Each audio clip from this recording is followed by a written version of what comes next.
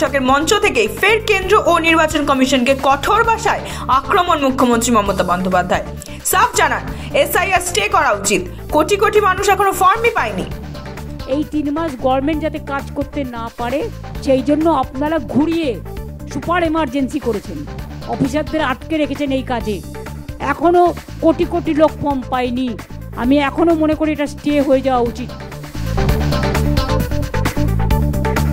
SIR নিয়ে supreme কোর্টে তৃণমূল দুপুরেই বড় আশঙ্কার কথা জানিয়েছিলেন মুখ্যমন্ত্রী মমতা বন্দ্যোপাধ্যায়। মমতার সাফ বার্তা, ফেব্রুয়ারিতে নির্বাচন ঘোষণার সম্ভাবনা, তার আগে এত কম সময়ের মধ্যে বাড়ি বাড়ি গিয়ে ফর্ম ফিল আপ বাস্তবে অসম্ভব।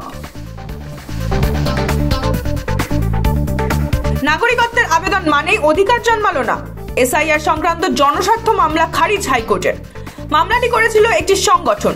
আবেদন ছিল, যেসব ব্যক্তি সিএএতে নাগরিকত্বের জন্য আবেদন করেছেন তাদের জমা দেওয়া নথিগুলোকেও যেন এসআইআর প্রক্রিয়ার সময় বৈধ নথি হিসেবে গ্রহণ করা হয়। আদালত সেই যুক্তি খারিজ করে দেয়। উত্তরবঙ্গ থেকে ফের কেন্দ্রীয় বঞ্চনার অভিযোগে সুর চড়ালেন মুখ্যমন্ত্রী মমতা বন্দ্যোপাধ্যায়। অভিযোগ, সুপ্রিম নির্দেশেও 100 দিনের বকেয়া দেয়নি কেন্দ্র। উত্তরবঙ্গে বন্যা দুর্গতদের পরিষেবা প্রদান অনুষ্ঠানে ফের কেন্দ্রের বিরুদ্ধে বৈষম্যের অভিযোগে সরব মুখ্যমন্ত্রী।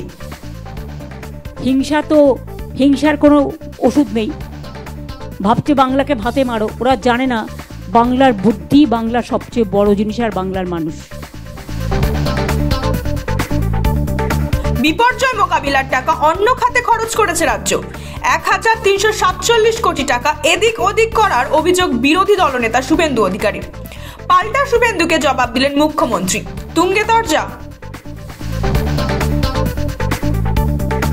অবশেষে বন্দি দশা কাটিয়ে মুক্তি পাচ্ছেন পার্থ চট্টোপাধ্যায়ের। জামিনের শর্ত অনুযায়ী 90,000 টাকা জামানত আদালতে জমা পড়েছে। 3,500 দিন পর জেল মুক্তি, বাড়ি ফিরতে পারেন মঙ্গলবারই। একই মামলায় মুক্তি পাচ্ছেন স্কুল সার্ভিস কমিশনের প্রাক্তন চেয়ারম্যান সুবীরেশ ভট্টাচার্য। কোলাঘাট মামলায় শুভেন্দু অধিকারীর স্বস্তি। হাইকোর্টে রক্ষা কবচের মেয়াদ বাড়ল। কোলাঘাট থানায় দায়ের হওয়া এফআইআর এর ওপর আপাতত কোনো কড়া পদক্ষেপ নয়। আগামী 31শে জানুয়ারি পর্যন্ত রক্ষা কবচ বলবৎ থাকবে, নির্দেশ উচ্চ আদালতের। শিলিগুড়িতে বিশ্বকাপ জয়ী রিচা ঘোষের নামে এক নতুন স্টেডিয়াম ঘোষণা মুখ্যমন্ত্রীর। রিচার নামে স্টেডিয়ামের ঘোষণায় নতুন এক ইতিহাসের সূচনা। মুখ্যমন্ত্রীর সাফল্যের মুকুটে আরও এক পালক। এবার জাপান থেকে ডিলিট পাচ্ছেন মমতা বন্দ্যোপাধ্যায়। চলতি সপ্তাহে কলকাতায় আসছেন জাপানি বিশ্ববিদ্যালয়ের প্রতিনিধিরা। দূষণের জেরে নাভিশ্বাস, ধৈর্যের বাঁধ ভাঙল রাজধানী দিল্লিবাসীর। ইন্ডিয়া গেটের সামনে বিক্ষোভে দিল্লিবাসী, আটক অনেকে। বলছেন দোষারোপের রাজনীতি পরে করবেন।